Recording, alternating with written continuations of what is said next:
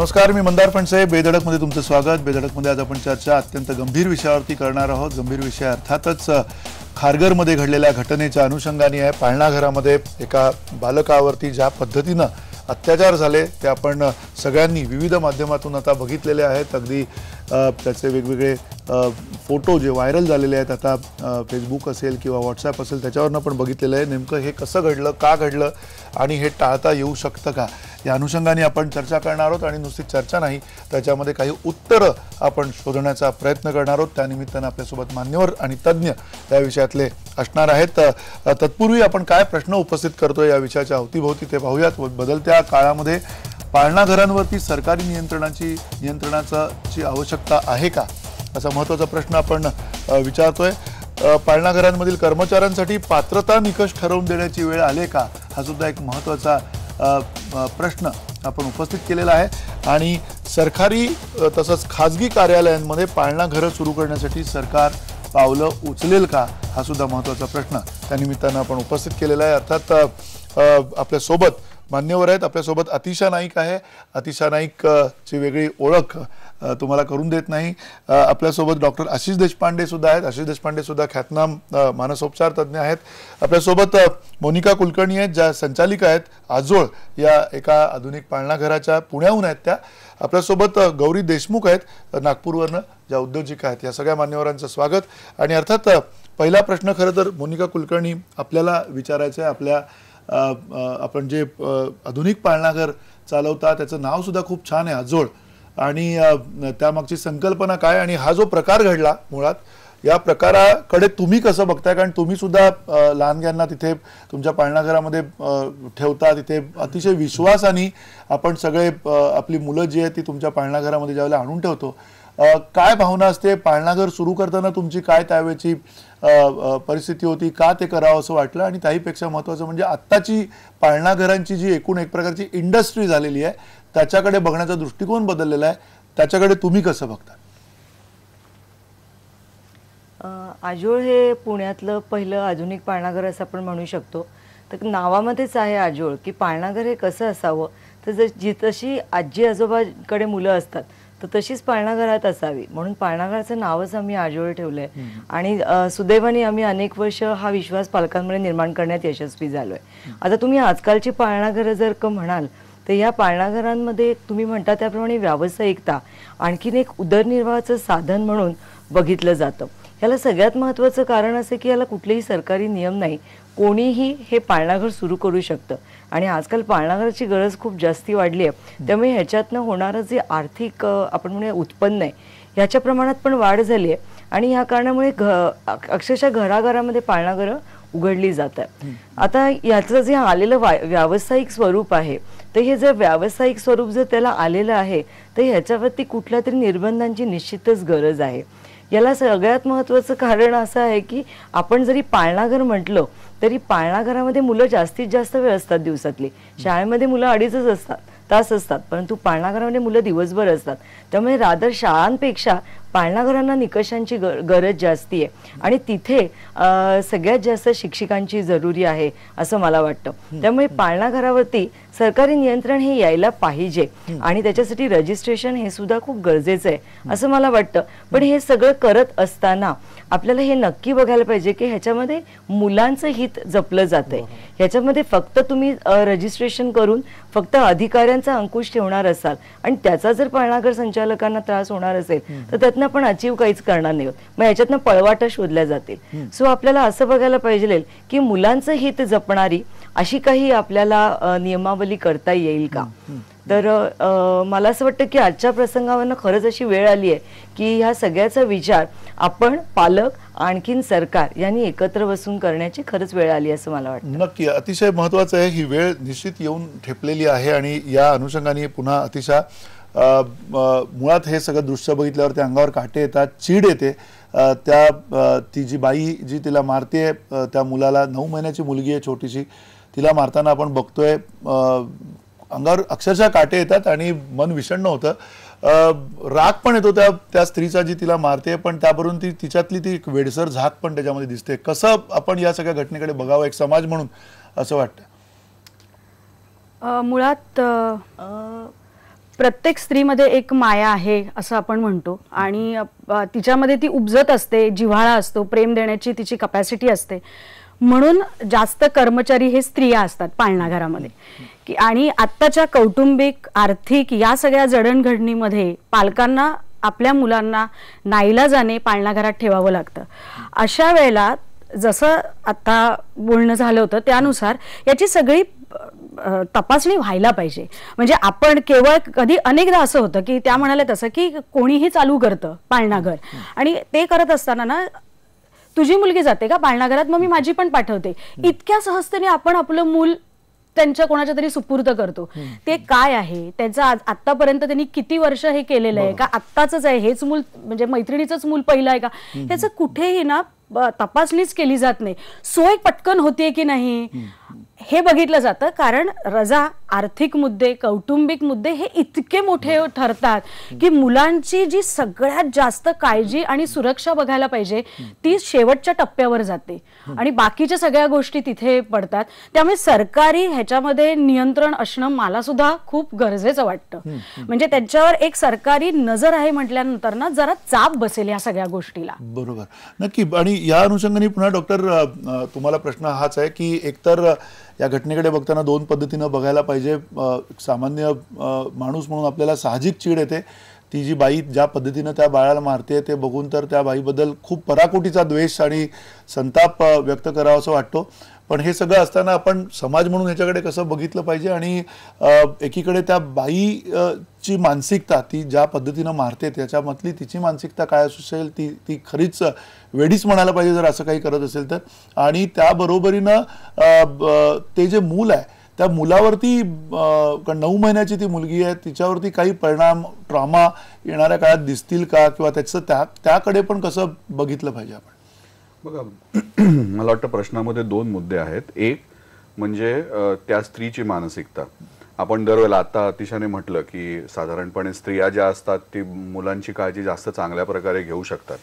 पण आपण जर एकूण बघितलं तर आता लोकलमधनं प्रवास करणाऱ्या बऱ्याच स्त्रियांनी मला सांगितलेलं आहे की लोकलमध्ये बायकांच्या डब्यामध्ये जे ॲग्रेशन दिसतं ते पुरुषांच्या डब्यामध्ये पण दिसत नाही. त्यामुळे असं नाहीये की शेवटी स्त्री सुद्धा एक व्यक्ती आहे आणि त्याच्यामुळे समाजामध्ये जो सक्षमीकरणाचा प्रयत्न होतो आहे आणि त्याला जे काही अडसर येत आहेत त्याच्यामुळे स्त्रियांमधलं ॲग्रेशन जे आहे ते देखील वाढत आहे. आणि मला वाटतं ह्या चित्रांमध्ये जे काही दिसतंय ते तसंच दिसतंय. ह्याच्यामधनं इतकं तीव्र झालेलं ॲग्रेशन जे आहे ना त्याच्यामध्ये वेडसर झाग दिसायलाच पाहिजे. त्यामुळे फक्त ह्या व्यक्तीला आजार आहे की नाही मला माहिती नाही, पण नक्कीच म्हणजे हे कुठलाही व्यक्ती त्याचं मानसिक संतुलन बिघडल्याशिवाय अशी काही गोष्ट करूच शकणार नाही. एक 9 महिन्याच्या बाळाला आपण अशा प्रकारे मारतो, ढकलतो आहोत, फेकतो आहोत, हे माणसाचं संतुलन बिघडल्याशिवाय होऊच शकत नाही. दुसरा मुद्दा आहे त्या मुलावरती किंवा मुलीवरती काय परिणाम झाला असेल. आता हे संपूर्णपणे त्या मुलाच्या आजूबाजूचं वातावरण ह्याच्या नंतरचं कसं राहणार आहे, त्याला सुरक्षित वातावरण मिळणार, हे किती दिवस त्याच्या आयुष्यात चाललेलं आहे बाळाच्या आयुष्यात, या सगळ्यावरती त्याचा आउटकम जो आहे तो अवलंबून असतो. तरी देखील मी म्हणेन की मुलांच्या मध्ये अशी काही किमया असते, कुवत असते की कितीही वाईट प्रसंगातनं गेली तरी देखील ती अगदी त्या रशियन बाहुलीसारखी परत उठून उभी राहतात. आणि आपण अशीच प्रार्थना करू शकतो की हे बघितल्यानंतर की अशीच काहीतरी जादू ह्या मुलात सुद्धा असावी आणि आपण चर्चा करून ह्याच्यातनं चांगले निकष काहीतरी तयार करायचा नक्कीच प्रयत्न करू. पण त्या बाळासाठी आपण एवढंच करू शकतो की बाबा त्याच्या आजूबाजूचा परिसर ही त्याच्यावरती आलेलं संकट जे आहे ते सामावून घेण्याची ताकद ठेवणारं असावं. नक्की. आणि या अनुषंगाने पुन्हा खरं तर गौरी देशमुख काय पडसाद उमटलेत या सगळ्या घटनेमुळे तुमच्या मनावरती आणि नेमकं सगळी शहरं आपली नागपूर असेल किंवा आज कुठल्याही शहरामध्ये मोठ्या गेलं तरी परिस्थिती थोड्याफार फरकाने हीच आहे. जे आई वडील आहेत नव्यानं ज्यांना जे विभक्त होऊन आपापली कुटुंब केलेली जी कुटुंब आहेत या सगळ्यांसमोर हाच प्रश्न आहे. मुलांना कुठेतरी ठेवण्यापासून पर्याय नाही आहे, बाहेर जायचं आहे आणि नोकरीसुद्धा करायची आहे, तिथे सुद्धा एक प्रकारची तीव्र स्पर्धा आहे, त्या स्पर्धेला तोंड द्यायचं आहे. हे सगळं घडत असताना त्या मुलाची सुद्धा काळजी घ्यायची आहे. ही सगळी तारेवरची कसरत बघून तुम्हाला काय वाटतं? एक आई म्हणून मी इतकंच सांगेन की जेव्हा आई एका आपल्या बाळाला पाळण्याघरात सोडते तेव्हा ती तिचा जीवाचा तुकडा तिथे ठेवून जात असते. त्यामुळे मला असं वाटतं की आई वडील दोघांनीही ही खात्री करावी की आपण ज्या वातावरणात आपल्या मुलाला सोडतो आहे ते वातावरण तितकं पॉझिटिव्ह, तितकं सेफ आहे का, आणि हे कसं करता येईल याकरता एक साधीशी अशी गोष्ट की किती तिथे मुलं आहेत किंवा त्या रेशिओमध्ये किती बाया तिथे ठेवल्या गेल्या आहेत. आज ही बाई एकटी दिसते हे सगळं करताना. आज कदाचित तिच्या आजूबाजूला जर काही अजून बाया असतात तर ती हे तर करू शकली नसती. नक्की नक्की. तर मला असं वाटतं की हा रेशिओ फार मॅटर करतो. एक स्वतः जी तिथे ओनर आहे तिचा जर इथे एक सहभाग असता या वातावरणात तर हे सगळं घडू शकलं नसतं. नक्की. अगदी एक महत्वाचा मुद्दा आहे की तो काही म्हणून मी इतकंच सांगेन या वेळेला. नाही नक्की, अर्थात, कारण महत्वाचा मुद्दा आहे तुमचा की तिथे रेशो बघायला हवा आणि किती मुलांना किती जण सांभाळतात हे सुद्धा बघणं गरजेचं आहे. पण हे सगळं होत असताना एक महत्वाचा मुद्दा खरं तर मोनिका कुलकर्णी आपल्याला विचारायचा आहे की तुम्ही म्हटलात की निकष व्हायला हवे किंवा सरकारी त्याच्यावरती काहीतरी निर्बंध यायला हवेत. आता तर अक्षरशः शॉप ॲक्टनुसार त्या गाळा असेल तरी लोक हे सगळं करतायत. इतकी वाईट अवस्था आहे या सगळ्या विषयाची. तुम्हाला असं वाटतं का की येणाऱ्या काळामध्ये सरकारने काहीतरी केलं पाहिजे, पण ते करत असताना निर्बंध आणताना जी चांगली पाळणाघरं आहेत किंवा त्याचे निकष ठरवताना त्या चांगल्या पाळणाघरांचा सुद्धा अनुभव जो आहे तो लक्षात घेऊन काही निकष ठरवणं शक्य आहे? हो, निश्चितच. ॲक्च्युली असाच प्रसंग खारघरमध्ये 3-4 वर्षापूर्वी झाला होता. तर तेव्हा खारघरमध्ये गच्चीवरनं पडून त्या मुलाचा मृत्यू झाला होता. तर तेव्हा त्याच्यानंतर सरकारने एक महाराष्ट्र गव्हर्नमेंटने एक GR काढला होता आणि त्याच्यामध्ये त्यांनी बरीचशी नियमावली ॲक्च्युली केली होती आणि रजिस्ट्रेशन हे कंपल्सरी केलं होतं पाळणाघरांना. परंतु त्याच्यामध्ये अडचण अशी आहे की जे कोणी पाळणाघर चालवणारे आहेत तर त्यांच्या मनामध्ये ही एक भीती आहे की बाबा आम्ही रजिस्टर झालो तर मग सरकारी आमच्याकडे बाबू येतील, ते आम्हाला एक्सप्लॉइट करतील, आमच्याकडनं पैसे घेतील.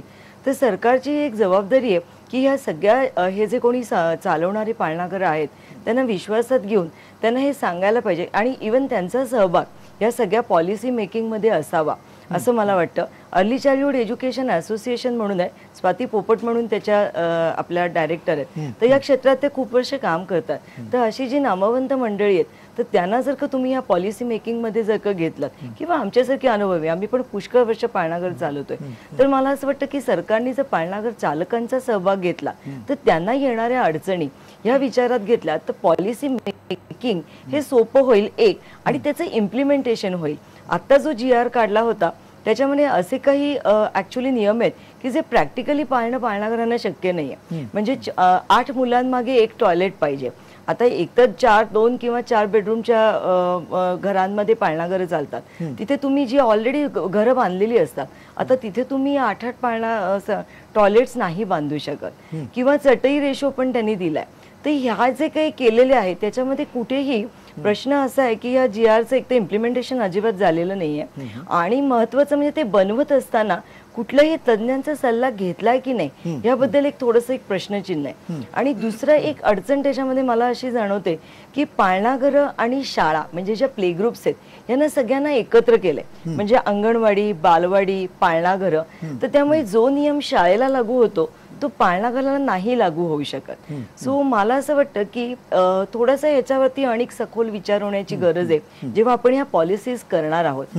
मला सगळ्यात महत्वाचा मुद्दा इथे आपल्या माध्यमामार्फत सरकारपर्यंत पोहोचवावासा वाटतो की डॉक्टरांना रजिस्ट्रेशन आहे, वकिलांना रजिस्ट्रेशन आहे, की जे डॉक्टरांचं आपण एक मान्य करू, पण कुठल्याही प्रोफेशनलना रजिस्ट्रेशन आहे. पण शाळेचे जे किंवा पाळणाघर चालवणाऱ्या शिक्षिका किंवा शाळेच्या शिक्षिका यांना रजिस्ट्रेशन कंपल्सरी नाही की तुम्ही एवढी छोटी छोटी मुलं त्यांचं संपूर्ण आयुष्य त्यांच्या हातामध्ये देताय की जे ते घडवणार आहेत. पहिली 6 वर्ष मुलांसाठी खूप महत्वाची आहेत. तर त्यांना रजिस्ट्रेशन किंवा त्यांना कुठलाही ह्याची जरूर नाहीये. हे एक सगळ्यात मोठा विचार करण्याचा भाग आहे. न्यूझीलंड सारखा जर आपण छोटा देश घेतला तर त्या देशामध्ये जर पाळणाघरामध्ये किंवा शाळेमध्ये जर तुम्हाला नोकरी करायची आहे तर तुम्हाला सरकारी दाखला पाहिजे. दाखला नाही, त्याला एक रजिस्ट्रेशन सर्टिफिकेट म्हणजे जसं वकिलांना मिळतो तसा त्यांना तो दिला जातो आणि तो असेल तरच त्यांना काम करण्याची परवानगी आहे. आपल्या इथे चालवणाऱ्या पाळणाघरांनाही साध्या ग्रॅज्युएशनची अट नाहीये. तर मला असं वाटतं की या लेवलला विचार जाऊन करायची वेळ आहे आणि ह्याच्यामध्ये मात्र सहभाग मात्र सर्वांचा हवा. म्हणजे पॉलिसी मेकिंग मध्ये जर सर्वांचा सहभाग झाला तर एक तर विश्वासात घेतलं जाईल या सगळ्यांना आणि इम्प्लिमेंटेशन त्याचं सोपं होईल असं मला वाटतं. नक्की, अर्थात. आणि हे इम्प्लिमेंटेशन करताना पुन्हा डॉक्टर आशिष, खरं तर नियमांबद्दल बोललं गेलं यापूर्वी, किंवा ज्या पद्धतीनं न्यायालयाने सुद्धा यापूर्वी काही असे निर्देश दिलेले असणार आहेत, ह्या निर्देशांकडे आपण तितक्या प्राथमिकतेनं बघतोय का? किंवा हे जे वय आहे किंवा समाज जो पूर्ण बदलला आहे, समाजाची घडी पूर्णपणे एका वेगळ्या दिशेनं गेलेली आहे, नवीन जोडपी जी आहेत त्यांच्या आयुष्यातले जे काही संदर्भ आहेत ते बदललेले आहेत, आणि हे सगळं असताना वयवर्ष हे जे पहिले 6 महिन्यानंतर ज्यावेळेला स्त्री वेगळं होऊ पाहते, त्या मुलापासून कामाला लागू पाहते, त्या 6 महिन्याच्या नंतरचा जो पिरियड आहे साधारणतः 2 वर्षापर्यंतचा, त्या वर्षातल्या बालकांकडे वेगळ्या पद्धतीनं बघावं किंवा त्यांच्यासाठी वेगळी व्यवस्था असावी, असं काही कुठे जाहीरपणे केलंय किंवा काही असे नियम आलेत असं तुमच्या ऐकिवात आहे का? बघा, भारतामध्ये शहरीकरण इतक्या वेगाने झालं की त्याच्या गतीशी सामाजिक जो काही सपोर्ट सिस्टीम्स त्याला लागतात त्या सपोर्ट सिस्टीम डेव्हलपच झाल्या नाही. आणि त्याच्यामध्येच हा एक मुद्दा येतो की शहरीकरणाबरोबर विभक्त कुटुंब झाली आणि दोघांनी नोकरी करणं आवश्यक व्हायला लागलं. मग मुलांचं कोण बघणार? आणि मग डे केअर सेंटर्सची गरज किंवा क्रेश ज्याला म्हणतात त्याची गरज ही निर्माण झाली. आणि माझ्या मते 2013 मध्ये भारत सरकारने अर्ली चाइल्डहुड केअर अँड एज्युकेशनची पॉलिसी एक तयार केली. आणि त्या पॉलिसीतर्फे सरकारने स्टेट गव्हर्नमेंटला क्रॅश सगळ्या स्टेट गव्हर्नमेंटला सांगितलं की तुमच्या अखत्यारीमध्ये तुम्ही पाळणा घरांसाठी किंवा क्रॅशसाठी, डे केअर सेंटरसाठी काय निकष असले पाहिजेत याचं धोरण प्रत्येक स्टेटने तयार करावं. पण आज जर आपण गुगलवरती सर्च केलं तर कर्नाटक सोडलं तर आपल्याला कुठच्याच स्टेटने अशी पॉलिसी तयार केलेली दिसत नाहीये. त्यामुळे इथे कुठेतरी child welfare and women's department जे मिनिस्ट्री आहे, तर त्या मिनिस्ट्रीने हे निकष तयार करण्यासाठी पावलं उचलली पाहिजेत. आता मोनिका ताईंनी सांगितलं ते अगदी बरोबर सांगितलं, कारण बरेच वेळेला निकष तयार करणारे जे आहेत त्यांना पाळणा घरामध्ये नक्की काय होत असतं ग्राउंड लेवलला त्याची माहिती नसते. आणि मग एका म्हणजे 8 जणांच्या पाठी एक टॉयलेट, आता हा 8 जणांच्या पाठी एक टॉयलेट हे सांगितलं आहे म्हणजे ह्युमन राईट्स असोसिएशनच्या एका डॉक्युमेंटमध्ये WHO मध्ये ते म्हटलेलं आहे. आणि त्याच्यानंतर ते डॉक्युमेंट मग हॉस्पिटल असलं तरी देखील एकास 8, कॉर्पोरेट असलं तरी एकास 8 हेच सूत्र बाळगलं जातं. पण लहान मुलांसाठी तेवढ्या टॉयलेट्स असण्याची गरज भासत नाही, कारण लहान मुलांच्या गरजा वेगळ्या असतात आणि बरेच वेळेला लहान मुलं 6 महिन्याची मुलं जी आहेत ती टॉयलेट पर्यंत जातही नाहीत. मग तिकडे कशाला पाहिजेत अशी? पण निकष करताना तेच निकष जर आपण फॉलो केले म्हणजे कॉपी पेस्ट केले तर तसे निकष करून काही फायदा नाही. आणि म्हणून जे लोक ग्राउंड लेवलला काम करता आहेत ते म्हणजे ज्याला आम्ही स्टेक होल्डर्स म्हणतो की ही एक समाजाची गरज आहे आणि त्याचे बरेच स्टेक होल्डर्स आहेत. पाळणाघर चालवणारे देखील तेवढेच महत्वाचे स्टेक होल्डर्स आहेत आणि त्या पाळणाघरामध्ये मुलांना चांगली ट्रीटमेंट मिळावी अशी अपेक्षा धरणारे पालक देखील तेवढेच मोठे स्टेक होल्डर्स आहेत. त्यामुळे त्यांना विसरून हे निकष तयार करणं अशक्य आहे. आणि त्याचबरोबर अर्ली चाइल्डहुड एज्युकेशन ही आता एक प्रस्थापित एज्युकेशनल ब्रांच आता तयार झालेली आहे. आणि अर्ली चाइल्डहुड एज्युकेशनची माणसं जी आहेत ती देखील आपल्याला ह्या निकषांसाठी खूप मदत करू शकतात. त्यामुळे मला वाटतं मानसशास्त्र, अर्ली चाइल्डहुड एज्युकेशन, पाळणाघर चालवणारे, त्याचा उपभोग घेणारे पालक, असे सगळेच जण आणि कायद्याची मंडळी ह्यांची सगळ्यांची मिळून ते निकष करण्यासाठी आपल्याला मदत होऊ शकेल. तशी माणसं आपल्याकडे उपलब्ध आहेत. मला वाटतं लवकरात लवकर एखादी कमिटी फॉर्म करून त्याचे निकष तयार केले जे जास्तीत जास्त पाळणाघरं व्हावीत ह्या उद्देशाने असली पाहिजेत. कारण ती समाजाची गरज आहे, बायकांची गरज आहे. असं ते निकष असे असता कामा नयेत की आम्ही बघतो तुम्ही कसे पाळणाघर सुरू करता, याला काही अर्थ नाहीये. त्यामुळे जी काही परिस्थिती आहे त्या परिस्थितीमध्ये जास्तीत जास्त पाळणाघरं कशी होऊ शकतील आणि मुलांना तिथे कशा प्रकारे चांगली वागणूक मिळू शकेल किंवा एक चांगलं वातावरण मिळू शकेल अशा दृष्टीने हे निकष तयार केले गेले पाहिजे. बरोबर, नक्की. अर्थात हे निकष तयार करताना आपल्याला सरकारची काय भूमिका आहे, सरकारच्या बाजूनी सुद्धा आपण एखादा यातला जो संदर्भ आहे तो घेऊयात. पण तत्पूर्वी एक छोटासा ब्रेक घेऊया. ब्रेक नंतर काही महत्त्वाचे प्रश्न जे आपले या चर्चेमध्ये शिल्लक आहेत, ज्यामध्ये पाळणाघरातील कर्मचाऱ्यांसाठी पात्रता निकष नेमके कसे असावेत, कसे ठरवून दिले जावेत, हा एक महत्त्वाचा प्रश्न. आणि त्याहीपेक्षा महत्त्वाचं म्हणजे सरकारी आणि खाजगी कार्यालयांमध्ये पाळणाघरं उपलब्ध करून देण्याविषयीची अनास्था आहे का, आणि ती अनास्था पूर्ण होईल का, की त्यासाठी सरकारला सुद्धा काही बडगा उचलावा लागेल. येणाऱ्या या ब्रेक नंतरच्या चर्चेमध्ये आपण हा विषय बोलूया.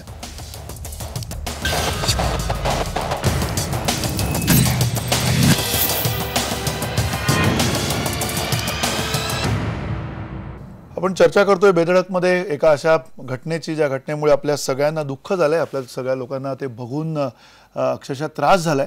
आणि या सगळ्या पार्श्वभूमीवरती आपले प्रेक्षक काय म्हणतात ते आपण पाहूयात. रामचंद्र राशीनकर म्हणतायत, पाळणाघरात काम करणाऱ्या आयांना 6 महिन्यांचं प्रशिक्षण सक्तीचं करायला हवं. प्रदीप झडपे म्हणतायत, पाळणाघरांवरती सरकारी नियंत्रणाची गरज आहे. सर्व पाळणाघरांमध्ये CCTV बसवावेत. यासुद्धा पाळणाघरामध्ये CCTV होतं म्हणून आपल्याला कळलं, जिथे नसतील तिथे आपल्याला काही कळत नाहीये. दर्शना पैनाईक म्हणतायत, पाळणाघरांसाठी महिला व बालकल्याण विभागानं नियमावली तयार करावी. आपण पाहूयात, महिला आणि बालकल्याण मंत्री आता प्रचारात गुंतलेले आहेत परळीमध्ये. त्यांचा प्रचार जर आता संपला, त्यांनी त्यांची प्रतिक्रिया दिली तर बरं होईल. त्यांची काय ह्याच्या मागची भावना आहे तीही समजता येईल आपल्याला. श्याम ठाणेदार म्हणतायत, जोपर्यंत पाळणाघरांवरती सरकारी नियंत्रण येणार नाही तोपर्यंत चिमुरड्यांचा छळ थांबणार नाही. कपिल सुर्वे म्हणतात, पाळणाघरात मुलांसाठी सोयीसुविधा द्याव्यात, सरकारची त्यावरती देखरेख असावी. अर्थात या सगळ्याच्या पार्श्वभूमीवर पुन्हा गौरी देशमुख, एक पॅरेंट म्हणून, एक पालक म्हणून तुम्हाला पुन्हा हाच प्रश्न आहे की अगतिकता तर आहे आपल्या सगळ्यांच्या, या पिढीची एक अगतिकता आहे की मुलांना सोडून देऊन तिथे कुठेतरी परत कामावरती जाणं ही आजची एक प्रकारची अपरिहार्यता आहे.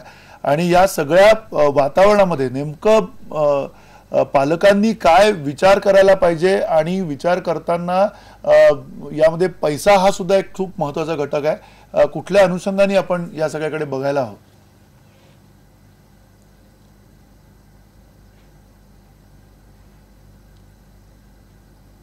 गौरी देशमुख, मला वाटतं गौरी देशमुखांपर्यंत आवाज जात नाहीये. अतिशय खरं तर हाच प्रश्न, म्हणजे याच प्रश्नाच्या अनुषंगाने बोलायचं की अर्थकारण आहे या सगळ्याच्या मागे. आज धंदा झालाय तो, म्हणजे मगाशी मोनिकाताईंनी नाव म्हणजे बोलताना व्यवसाय हा शब्द वापरला, पण त्याच्या पलीकडे जाऊन हा धंदा झालेला आहे. आणि अनेक प्रायोगिक अशी माणसं येत आहेत. मुलं ही काय प्रयोग करण्याची गोष्ट नाही.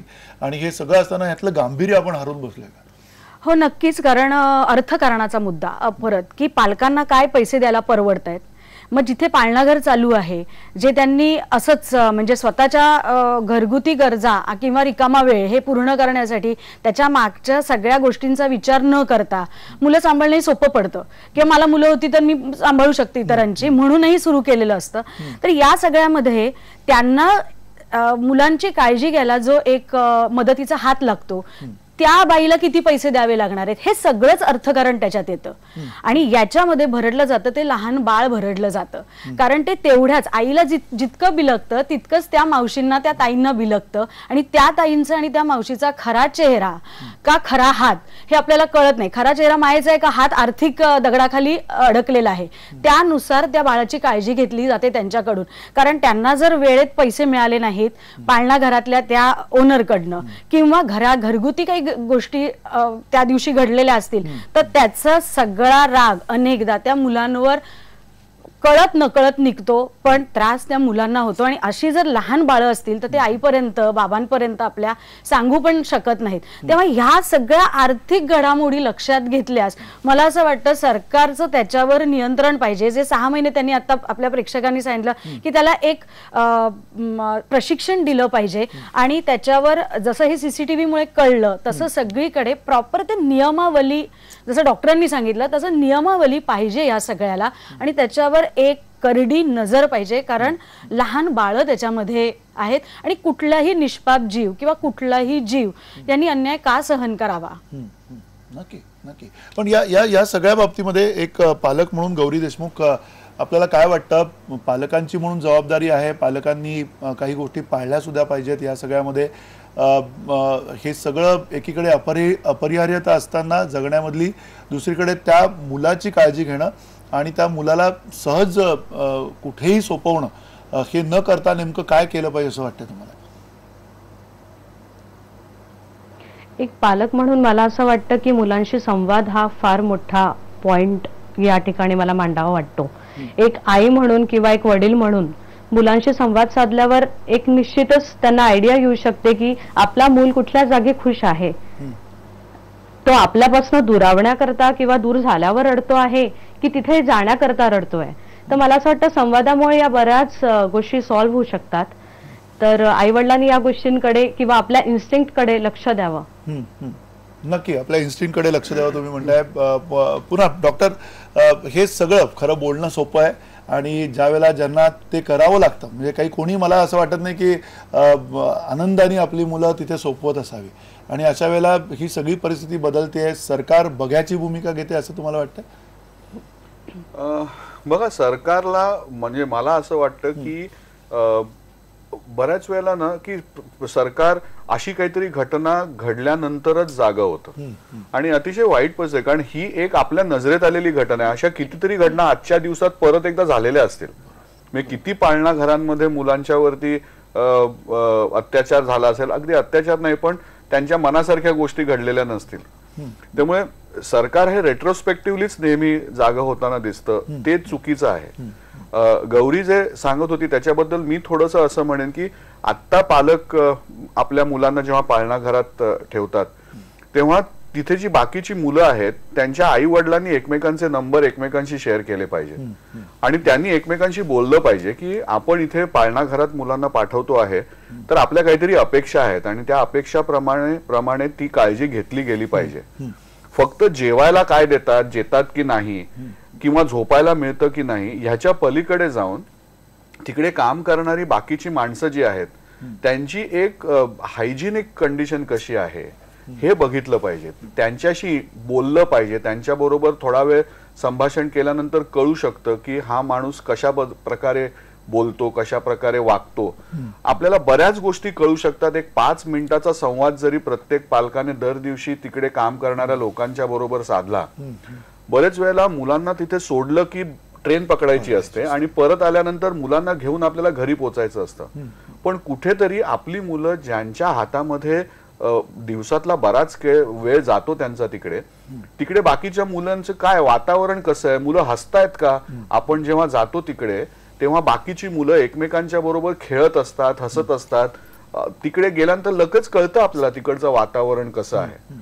त्यामुळे हे कुठेतरी नजर ही प्रत्येक पालकाने ठेवली पाहिजे आणि त्याचबरोबर आपल्या ज्या काही अपेक्षा आहेत त्या बाईंना ज्या कोणी त्याचे ओनर असतील त्यांना सांगितल्या पाहिजेत की ह्या गोष्टी बदलल्या पाहिजेत. टॉयलेट स्वच्छ ठेवली पाहिजेत, जेवणामध्ये हे तुम्ही दिलं पाहिजे, या गोष्टी मागितल्या पाहिजेत. बऱ्याच वेळेला मुलं आया घाबरतात की ह्याने नाही म्हटलं तर मी कुठे जायचं. पण मला वाटतं ती भीती बाजूला सारून आपण जोपर्यंत सरकारचे निकष येत नाही, एकदा निकष आले ना की मग ओनर वरती ते म्हणजे ओनरला ते करणं भाग असतं. मग आपण त्यांना म्हणजे कुठेतरी दाखवू शकतो की हा नियम आहे, या नियमाप्रमाणे होऊ दे. पण जोपर्यंत नियम नाही तोपर्यंत मला वाटतं आपण सगळ्यांनी मिळून आणि ह्याच्यामध्ये जे ओनर आहेत त्यांनी देखील तेवढा उदारमतवाद दाखवला पाहिजे की पालकांचे प्रश्न जे आहेत ती तुमच्याकडे कटकट नाहीये. त्यांची मुलं तुमच्याकडे ठेवतायत, तुम्ही त्यांच्या विश्वासातले आहात आणि म्हणून ते नक्की करतायत की तो विश्वास तुमच्यावरती पोहोचवताना मुलांची सुरक्षा जी आहे ती त्यांच्या नजरेत आहे. त्यामुळे कुठेही आदळआपट किंवा गुंडगिरी करून हे सुटणारे प्रश्न नाही आहेत. आपण सामोपचाराने सिव्हिलाइज पद्धतीनेच हे सोडवले पाहिजेत आणि त्याच्यासाठी ही चर्चा मुद्दामून करून आणली पाहिजे. नक्की. पण या चर्चेमध्ये पुन्हा मोनिका कुलकर्णी आपल्याला जो प्रश्न विचारायचा आहे, ज्यामध्ये पालकांची भूमिका, ज्या वेळेला तुम्ही इतके वर्ष हे पाळणाघर चालवत आहे, तुम्हाला असं वाटलं का की पालकांकडनं सुद्धा काही कमतरता आहे किंवा पालकांकडनं बऱ्याचदा म्हणजे एक पाळणाघर चालवताना किंवा अनेक इतर पाळणाघरांमधल्या काही घटना घडामोडी तुमच्या कानावर पडत असतील, अनुभव म्हणून तुम्ही काय म्हणाल, पालकांनी काय केलं पाहिजे या सगळ्या बाबतीमध्ये? इथे मला एक अर्थकारणाशी जो आपली चर्चा झाली त्याच्यावर एक थोडासा प्रकाश टाकावा असं वाटतो की अर्थकारण हा अतिशय एक महत्वाचा भाग आहे पाळणाघर चालवत असताना. तर आपण सगळेजण पाळणाघर चालकांना किंवा शिक्षकांना गुन्हेगाराच्या कठड्यात उभं करायला नको, कारण त्यांच्या पण काही अडचणी आहेत. आज एवढं कॉम्पिटिटिव्ह आहे फील्ड की आपण हा व्यवसायच म्हणूयात. तर जर का हा एक व्यवसाय आहे तर इतर व्यवसायांप्रमाणे या व्यवसायाला सुद्धा काही खर्च आहेत, या व्यवसायामध्ये सुद्धा काही अडचणी आहेत. ह्याच्यामध्ये सगळ्यात महत्वाचं की आजकालचे पालक हे मुलांच्या बाबतीत अत्यंत पॉझिटिव्ह आहेत. त्यांना पालकांना पाळणाघरांकडनं भरपूर अपेक्षा आहेत. पण दुर्दैवाचा सगळ्यात मोठा भाग असा आहे की पालकांना पैसे भरण्याच्या बाबत मात्र पालक त्याबाबत जागरूक नाही आहेत. जिथे कमीत कमी पैसे आहेत तिथे ती लोक प्रिफर करतात. म्हणजे एक उदाहरण द्यायचं झालं तर आई साडीच्या दुकानात जाताना 1000 वेळा साड्या बघेल, पण जेव्हा ती पाळणाघरात जाईल तेव्हा ती जिथे कमीत कमी फी आहे तिथे मुलांना घालेल. हा माझा 18 वर्ष मी आज पाळणाघर चालवते. मी 16 पाळणाघराच्या ब्रांचेस चालवते. मला प्रत्येक ठिकाणी येणारा हा अनुभव आहे की हा जास्त मला पेनफुल आहे की आपण जेव्हा हॉटेलमध्ये जातो तेव्हा सुद्धा आपण गुगलवरती बघतो की कुठलं हॉटेल उत्तम आहे, आपण तेही विचारतो अरे तू जेवलास का इथे. पण जेव्हा पाळणाघरात आपण जातो तेव्हा मात्र आपण सगळ्यात स्वस्त पाळणाघर का निवडतो. तर हा जो सगळा जो अडचण आहे ही मला असं वाटतं की काही अंशी याला पालक सुद्धा निश्चित जबाबदार आहेत. आता मी तुम्हाला एक सांगते की आपल्या इथे एक 300 रुपये तास पासून ते 2500 रुपये तास इथपर्यंत पाळणाघरांच्या पर तास रेटचा रेट आहे. पुण्यामध्ये जर का तुम्ही बघाल तर तुम्ही जर का बँगलोर दिल्लीला गेलात तर तो जवळपास 24-25 हजार रुपये महिन्याला एवढे चार्जेस करणारी पाळणाघर आहेत. आता प्रश्न असा आहे की पालकांच्या अपेक्षा खूप आहेत, पण पाळणाघरांना फिया द्यायच्या नाही. आता कॉम्पिटिशन एवढी आहे की आपल्याकडे मुलं यावी म्हणून फी स्ट्रक्चर कमी ठेवलं जातं. या फी स्ट्रक्चर मध्ये या सगळ्या गोष्टी बसत नाहीत. तर त्यामुळे मग कॉम्प्रोमाइजेस सुरू होतात. मग स्वच्छ साधी टीचर ठेवली, मग एक 25 मुलांमागे एक आया ठेवली. तर मला असं वाटतं की जसं जास्तीत जास्त फी किती असावी ह्याला निकष असावा तसं कमीत कमी किती असावी याच्यावरती पण निर्बंध पाहिजे. कारण सगळी जी गोची आहे ती तिथेच आहे. सगळी जी गोची आहे ही फी स्ट्रक्चर मध्ये आहे असं मला वाटतं एक व्यावसायिक म्हणून. आता एक आपण पालकांच्या दृष्टिकोनातनं किंवा एक पालकांच्या दृष्टिकोनातनं एक विचार करायचा झाला तर त्यांचे पण खर्च खूप आहेत. तर मी हे समजू शकते की बाबा, परंतु जेव्हा केव्हा तुम्ही 300 रुपये तास याप्रमाणे जेव्हा तुम्ही पाळणाघर सिलेक्ट करणार मग तेव्हा तुम्ही तिथे अशी अपेक्षा ठेवू नका की तिथे तुम्हाला सीसी कॅमेरा मिळेल, त्या तिथे ठिकाणी तुम्हाला डेव्हलपमेंटल रिपोर्ट्स मिळतील, त्या ठिकाणी तुम्हाला न्यूट्रिशियस फूड मिळेल. तर मला असं वाटतं की पालकांनी पण आपल्या प्रायोरिटीज ठरवायला पाहिजेत की तुम्हाला नेमकं पाळणाघराकडनं काय हवंय आणि मग त्या ज्या सर्व्हिसेस आहेत त्याला जी काही योग्य माफक फी आहे ती त्यांची भरायची तयारी पाहिजे. आणि मला असं वाटतं की हा एक थोडासा एक विचार पालकांनी निश्चित करायला पाहिजे. कारण शेवटी मुलं ही सगळ्यात महत्वाची आहेत त्यांच्या दृष्टीने, समाजाच्या दृष्टीने आणि देशाच्या दृष्टीने. तर थोड्याफार पैशासाठी हे कॉम्प्रोमाइजेस पालकांनी नक्की करायला नकोय. आणि सरकारने फी आकारणी पाळणाघराची याबाबत सुद्धा निकष असायला हवेत असं मला वाटतं. नक्की. पण हे निकष ठरवताना अतिशय असं वाटतंय की सरकार प्रोएक्टिव्हली अतिशय सकारात्मक पद्धतीनं काही करेल. कारण ज्या वेळेला हा विषय हे प्राधान्य असायला हवं. म्हणजे आता आम्ही पंकजा मुंडे ज्या महिला आणि बालकल्याण मंत्री आहेत त्यांना संपर्क करतोय, त्यांच्यापर्यंत निरोप पण पोहोचलाय, त्यांच्याशी बोलणं पण झालंय. पण ह्या विषयाला आज त्यांच्याकडे प्राधान्य नाही कारण तिकडे निवडणूक आहे आणि निवडणुकीच्या प्रचारात त्या गुंतलेल्या आहेत. तर एक मंत्री म्हणून, एका राज्यातले मंत्री म्हणून हा इतका मोठा विषय असताना ती प्राथमिकता का असू शकत नाही? त्यांची एक नगर परिषदेची निवडणूक आहे, तीही तितकी महत्वाची आहे. पण ती महत्वाची असताना हा विषय हा मंत्री म्हणून, राज्याच्या कॅबिनेट मंत्री म्हणून त्यांना इतका येऊन बोलावं असं का वाटत नाही? एक बाईट दिला त्यांनी दिवसभर माध्यमांशी, पण जर गंभीर चर्चा होते त्या चर्चेमध्ये का बोलावं असं वाटत नाहीये? कारण ज्याचं जळतं त्याला कळतं. ते त्यांच्या तर त्यांची काय मानसिकता आहे हे आत्ता या क्षणी मी सांगणं म्हणजे, कारण हे आत्ता मी जे ऐकलंय त्याच्यावर मी आत्ता बोलण्यापेक्षा मला असं वाटतं की हे जे अर्थकारणाबद्दल बोललंय त्याच्याबद्दल थोडंसं अजून मला सांगावं असं वाटतं की ह्यांचा मुद्दा मला अगदीच पटलाय की अगदीच बरोबर आहे, पालक म्हणून पण त्यांचे खर्च असतात आणि पाळणाघराचे पण खर्च असतात. पण परत एकदा त्या सगळ्या खर्चामध्ये जर घर चालवायचं असेल, कुठे पैसे पाठवायचे असतील, कौटुंबिक जबाबदाऱ्या असतील, आजारपण असतील, खूप खूप गोष्टी असतात. अशा वेळेला ती बाई सगळीचकडे कॉम्प्रोमाइज करायला लागते. माझा तोच मुद्दा आहे की लहान बाळांच्या सुरक्षिततेकडे फक्त कॉम्प्रोमाइज होऊ नये. म्हणजे 300 रुपये फी असली तरी बेसिक ज्या सुरक्षा किंवा जे प्रेम, जिव्हाळा आणि ऑफकोर्स सुरक्षाच ही जी मिळायला पाहिजे त्याच्यात कॉम्प्रोमाइज करून कसं चालेल. म्हणजे त्याच्यात मग ते कोणी असू दे, म्हणजे त्यासाठी सरकारचा हस्तक्षेप जसं त्यांनी म्हटलं तसं पालकांनी जागृत असणं पहिलं गरजेचं आहे. त्यांनी ते इतके वर्ष हे चालवत आहेत त्यामुळे त्यांचा एक्सपिरियन्स मोठा आहे. त्यामुळे त्या बाबतीत मी काही बोलणं हे अगदीच चुकीचं ठरेल. त्यामुळे त्यांचं म्हणणं अगदीच 100% बरोबर आहे. आता राहिल्या आपल्या मंत्रीबाई, तर त्या का त्याच्यावर बोलत नाहीत? कदाचित त्यांना आत्ताचा त्यांचा प्रचार आणि ते जास्त महत्वाचं वाटत असेल, लहान मूल जास्त महत्वाचं नसेल वाटत. या पलीकडे आता मी काय सांगणार. नाही, नक्की. पण या सगळ्या पार्श्वभूमीवर पुन्हा गौरी देशमुख, येणाऱ्या काळामध्ये तुम्हाला असं वाटतं का की परिस्थिती बदलेल की आपण हीच अशीच चर्चा करत राहणार आहोत? कारण हा प्राथमिकतेचा मुद्दा नाही. सरकार म्हणून सुद्धा सरकारला, जसं आशिष देशपांडे सुद्धा म्हणाले की कुठेतरी आपण एखादी घटना घडल्यावरती त्याचा विचार करतोय, ती घडू नये किंवा ती घडण्याआधी आपण जो विचार करायला पाहिजे तो करत नाही आहोत. एकूण ही अनास्था जी आहे त्या अनास्थेमध्ये आपल्याला येणाऱ्या काळात काही आशा आहे का? काही होईल चांगलं या सगळ्या दृष्टिकोनातून, असं तुम्हाला वाटतंय का? या क्षणी मला हे म्हणावं वाटतंय की प्रत्येक मूल हे वेगळ्या बॅकग्राऊंडनी आलेलं असतं, त्याच्या घरात एक वेगळं वातावरण असतं, तो एक वेगळ्या सायकोलॉजीचा असतो. तर त्या कारणाने तो कसा तिथे रिॲक्ट करतो हे फार मॅटर करतं. तर एक चाइल्ड सायकोलॉजिस्ट तिथे असावा किंवा गव्हर्नमेंट सुद्धा पुढे चालून जेव्हा या गोष्टींचा विचार करेल तर एक चाइल्ड सायकोलॉजिस्ट तिथे अपॉइंट करण्यात यावा किंवा एक छोटासा कोर्स ज्या बाया तिथे काम करतात त्यांना थोडंसं ट्रेनिंग देण्यात यावं. या सगळ्या पॉइंट सुद्धा कन्सिडर केल्या जायला पाहिजे. बिकॉज एक पॅरेंट म्हणून एक जेव्हा सिक्युरिटी डिमांड करतो किंवा एक स्वच्छता, हायजीन या सगळ्या गोष्टी ज्या असतात त्या सगळ्यात इन्क्लूड केल्या गेल्या पाहिजे. नक्की. पण या कोर्सचा तो भाग असला पाहिजे. नक्की या कोर्सचा तो भाग असला पाहिजे. हे प्रशिक्षण असलं पाहिजे. या प्रशिक्षणाकडे पुन्हा डॉक्टर आशिष, खरं तर आपण काहीतरी ॲक्शन ओरिएंटेड, काहीतरी कृती होण्याच्या दृष्टिकोनातून येणाऱ्या काळात काही घडेल अशी अपेक्षा ठेवू शकतो का? कारण हा विषय जो आहे हा विषय तितकाच प्राथमिकतेचा आहे जितक्या निवडणुका प्राथमिकतेच्या आहे, जितकी मतं मिळणं प्राथमिकतेचं आहे. पण हा विषय काय रोज येऊ नये, म्हणजे रोज आला तर ते अधिक भयावह होईल किंवा अधिक समाजाला ते घातक असेल. रोज येऊ नये अशा प्रकारचा विषय आहे. पण हा जर विषय आलाय तर त्याला पूर्णपणे धसास लावणं ही प्रवृत्ती सरकार म्हणून आपण दाखवणार आहोत का?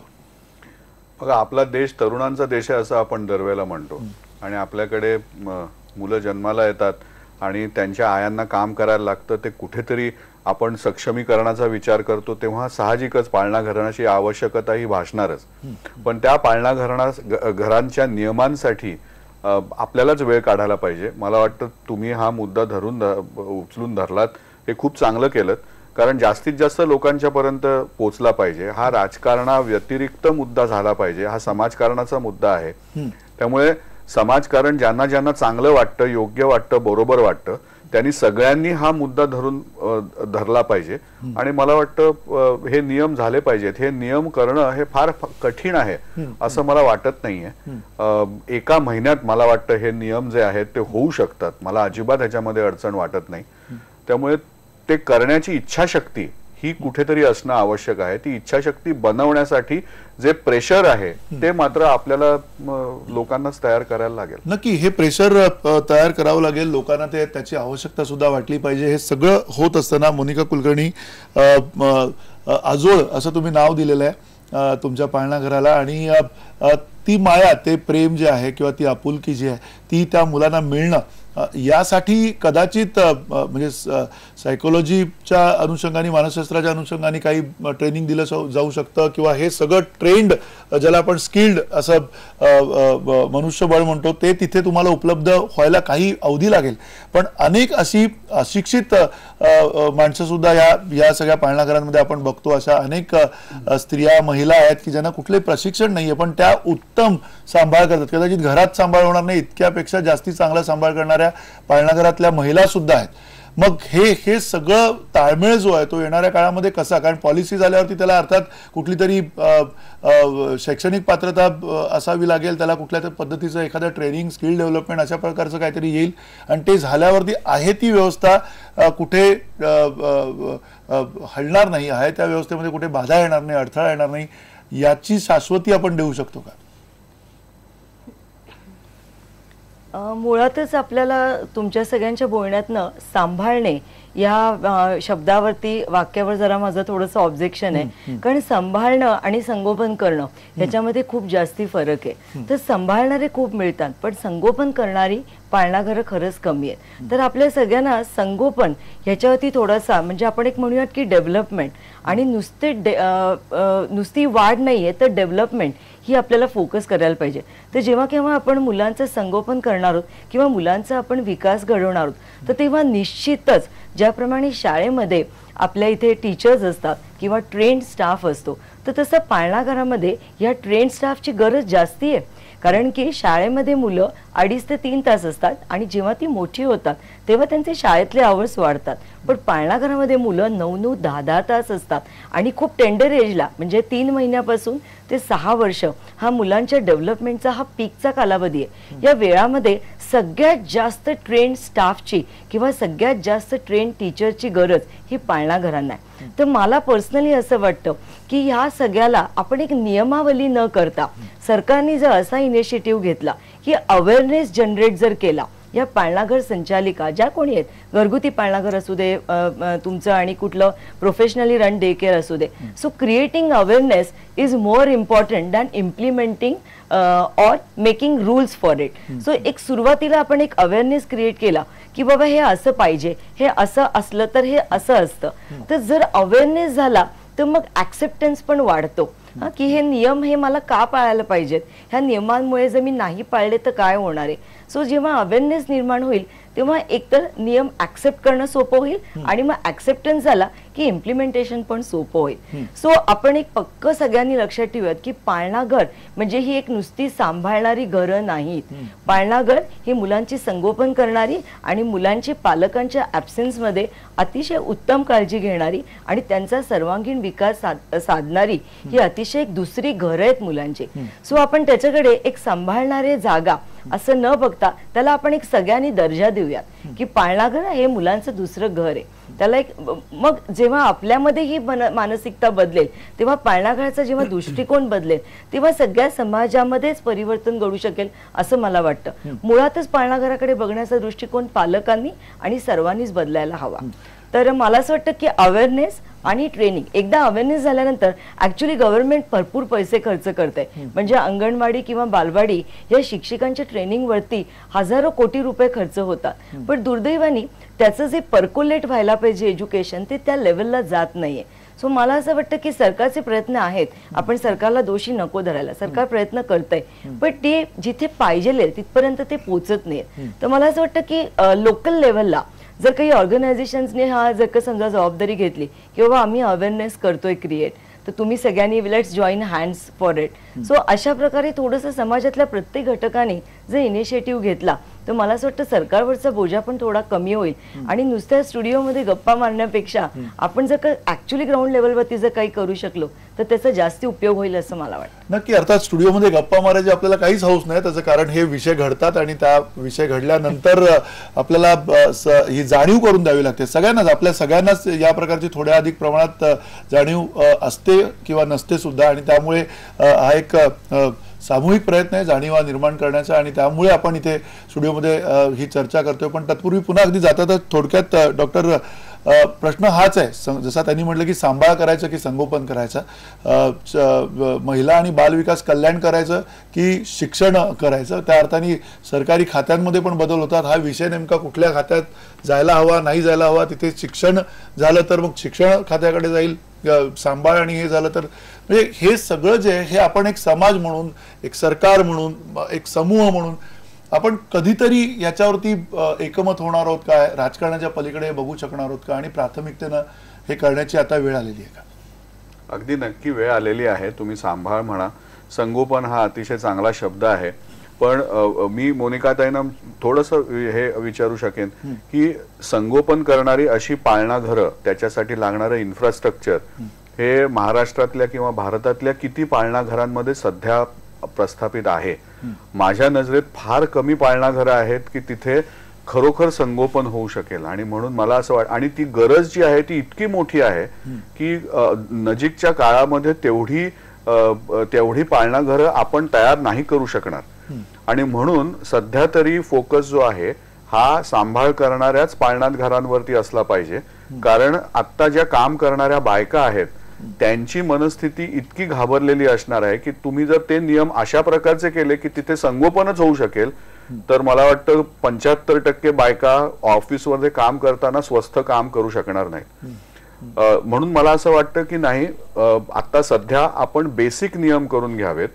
कदाचित त्याच्यामध्ये आपण श्रेण्या नंतर करू शकू की बाबा ही संगोपन करणाऱ्या पाळणा घर आहे आणि हे सांभाळ करणारं आहे, आणि तशा पद्धतीने तुम्ही सांगितलेली फी स्ट्रक्चर जी आहेत ती देखील आपण त्यांना श्रेणीप्रमाणे देऊ शकू की इथे तुम्ही ह्याच्यापेक्षा जास्त चार्ज करू शकणार नाही, आणि त्यामुळे पालकांना सुद्धा कळेल की आपण ह्या श्रेणीतलं पाळणा घर निवडतो आहोत. नियम हे नेहमीच पहिल्यांदा व्हायला पाहिजेत. नियम झाल्यानंतर त्याच्याबद्दलचा अवेअरनेस जो आहे तो की बाबा हा नियम का केलेला आहे हे सांगणं सोपं जातं, कारण तसं जर नाही झालं तर अवेअरनेस करताना खूप अडचणी येऊ शकतात. आणि व्यसनमुक्तीच्या कामामध्ये मला अनुभव आहे की तसा अनुभव आम्हाला तो आलेला आहे. म्हणून पहिले नियम झाले पाहिजेत, त्याच्यानंतर अवेअरनेस तुम्ही म्हणताय ते अगदी बरोबर आहे, कारण हे सुद्धा जे पाळणा घराचे ओनर्स आहेत ते देखील स्टेक होल्डर्स आहेत, त्यांना कळलं पाहिजे हे नियम जे आहेत ते तुमच्या सुरक्षिततेसाठी आहेत, त्यांचे पाळणा घरं बंद करण्यासाठी नाही आहेत. त्यामुळे अशा प्रकारे जर विचार केला तर मला असं वाटतं की एक सुरात आपण जर बोललो तर सरकारने हे ऍक्सेप्ट करण्याशिवाय दुसरा पर्याय राहणार नाही, कारण परत एकदा भारत हा तरुण देश आहे. नक्की, अर्थात. आणि सरकार लवकरात लवकर या सगळ्या संदर्भामध्ये काहीतरी आपलं धोरण जाहीर करेल अशी अपेक्षा ठेवूया. महिला बालकल्याण मंत्री पंकजा मुंडे आहेत, त्या याच्यावरती काय ठोस पावलं उचलतात ते आपण पाहूयात येणाऱ्या काळामध्ये. आणि अर्थात खारघरसारखी घटना पुन्हा घडू नये याची सुद्धा आपण अपेक्षा ठेवूयात. या घटनेनंतर सगळ्यांना ती घटना कळलेली आहे, त्यामुळे अधिक जागरूक कसं राहता येईल, तुर्तास नियम कधी होतील, काय होईल आपल्याला ठाऊक नाही, पण तोपर्यंत आपण सगळे नागरिक म्हणून जागरूक अधिक होऊयात. त्या जागरूकतेपायी इथून पुढे अशा घटना घडणार नाहीत याची तरी काळजी आत्ताच्या ह्या वेळेला आपण घेऊ शकतो. तुर्तास इथेच थांबतो. सर्व मान्यवरांचे आभार, धन्यवाद, नमस्कार.